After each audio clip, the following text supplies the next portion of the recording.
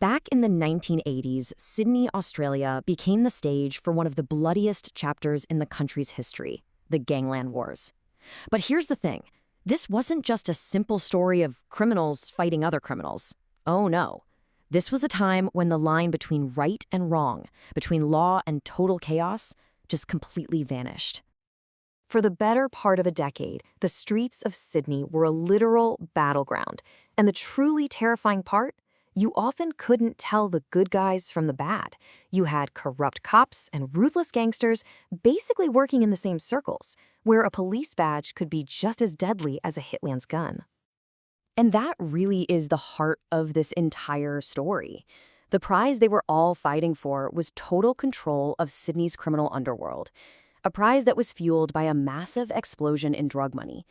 And for that kind of cash, for that kind of power, everybody was willing to kill. So what exactly was this prize? To really understand why this war even happened, you first have to understand what everyone was so desperate to get their hands on. It all came down to one thing: heroin. See, in the 1970s, a flood of it, coming in from Southeast Asia's Golden Triangle, hit the streets of Sydney. And then the massive Mr. Asia drug syndicate, which had controlled everything, suddenly collapsed. That left a huge power vacuum. All of a sudden, millions and millions of dollars in drug money were just up for grabs, and a whole new generation of violent criminals was ready to fight for it. Now, this vacuum wasn't filled by just one crew. 3 major factions clawed their way to the top, each one ready to carve out their piece of the pie with pure violence and intimidation. So let's meet the main players in this deadly game. On one side, you had the old school guys, Freeman and McPherson.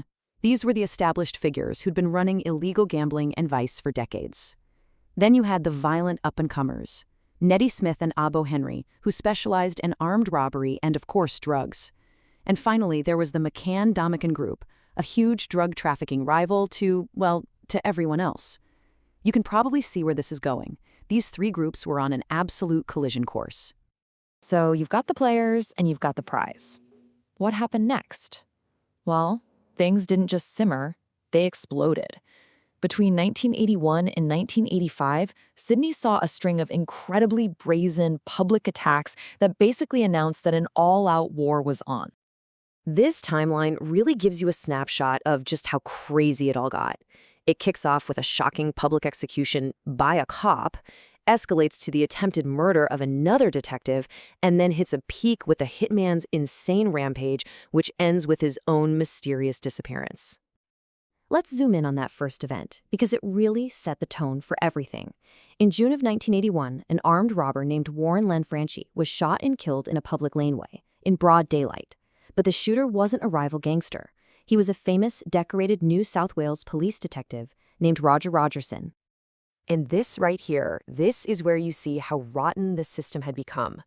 Nettie Smith, a notorious criminal, drove his own friend to a meeting, supposedly to pay a $10,000 bribe to Detective Rogerson. But Rogerson shot Lanfranchi dead and, according to witnesses, just took the bribe money off his body anyway. The cop acted like a gangster, and the gangster acted like a chauffeur to an execution. The lines were completely gone.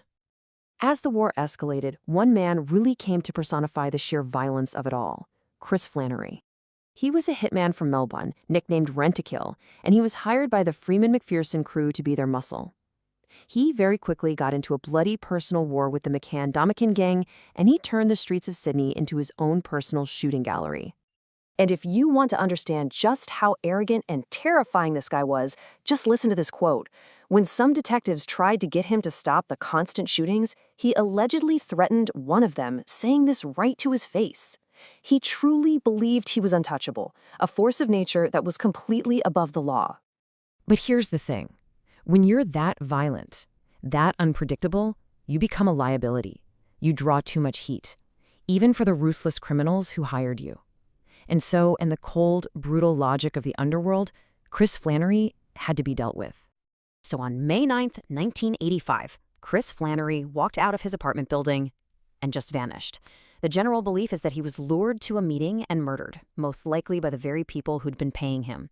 His disappearance marked the absolute, brutal climax of the entire war. Now, Flannery's disappearance didn't end the story. It just changed the chapter.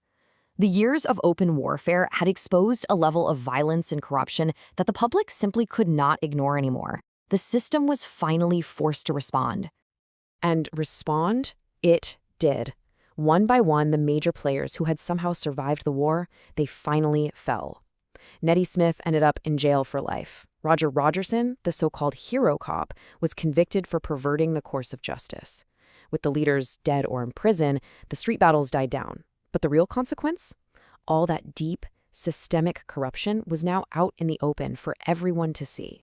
So, when all the smoke cleared, what was the lasting legacy?